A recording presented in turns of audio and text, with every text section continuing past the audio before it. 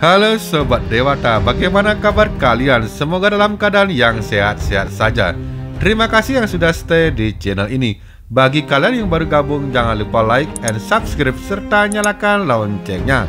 Kali ini, admin akan mengulas kisah Lubdaka. Tanpa lama-lama, yuk langsung ke kisahnya. Lubdaka adalah seorang pemburu binatang di hutan. Pekerjaannya adalah memburu dan membunuh binatang yang dagingnya dimakan ataupun dijual. Dikisahkan suatu hari nasib Lubdaka sangatlah apes.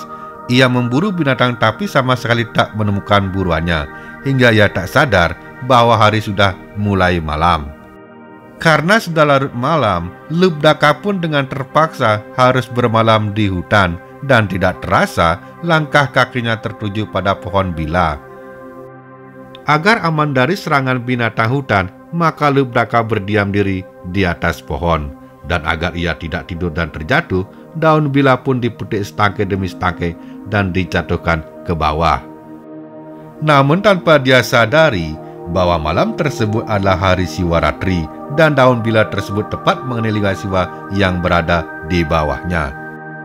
Lubdaka pun terus memetik daun bila tersebut agar tetap terjaga pada malam itu. Dia juga menyadari dan menyesali perbuatan dosanya, serta berjanji dalam hati akan menghentikan pekerjaannya sebagai seorang pemburu. Mulai saat itulah Lubdaka pun berhenti menjadi seorang pemburu, kemudian beralih menjadi seorang petani. Dan ia pun berseru kepada keluarganya untuk berhenti melakukan dosa dan mulai bertobat. Namun menjadi seorang petani tidak memberinya banyak kegesitan dan gerak, sehingga tubuhnya mulai kaku dan sakit yang bertambah parah dari hari ke hari. Hingga akhirnya hal ini membuat Lubdaka pun meninggal dunia. Dikisahkan selanjutnya, roh Lubdaka setelah lepas dari jasadnya lalu melayang-layang di angkasa.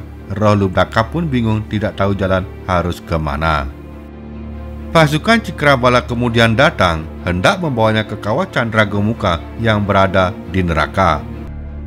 Di saat itulah Dewa Siwa pun datang mencegah pasukan Cikrabala membawa roh Lubdaka ke kawah Candragomuka. Di situ terjadi diskusi antara Dewa Siwa dengan pasukan Cikrabala.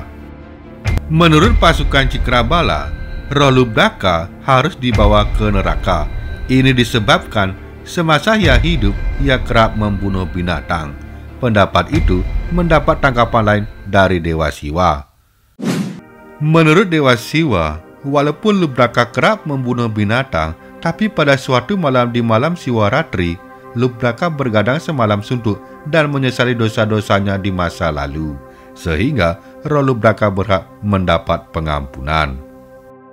Kemudian roh Lubdaka pun dibawa ke Siwaloka dan tidak jadi masuk neraka.